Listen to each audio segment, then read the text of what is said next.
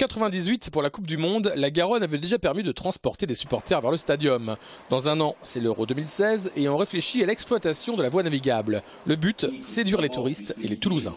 On veut voir quelle est la faisabilité économique du dispositif.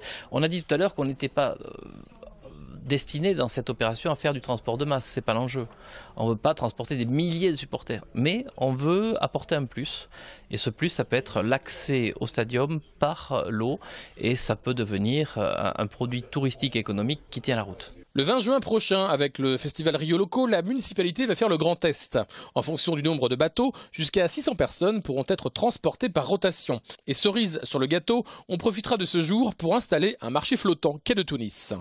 Et les marchés flottants, c'est à la fois ou sur une péniche ou à quai, en fonction des lieux. Donc, et flottant, c'est aussi parce que c'est au fil de l'eau. Le but, c'est de mettre en avant nos producteurs régionaux, puisqu'on est la première région agroalimentaire de France. C'est un marché avec des produits labellisés, AOC, IGP ou autres.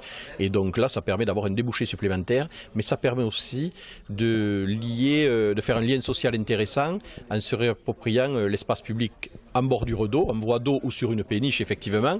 Et donc, du coup, les Toulousains et les touristes peuvent venir sur ces lieux. Et puis fin août, le transport des supporters sera testé sur le canal du Midi pour emmener les fans des Rouges et Noirs vers le stade Ernest Vallon.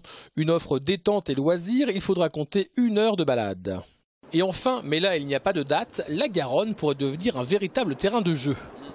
On a prévu de réfléchir à du tourisme sous l'eau, c'est-à-dire avec les scaphandriers, de faire des circuits subaquatiques, et nous avons aussi travaillé sur les balades avec les pêcheurs aussi.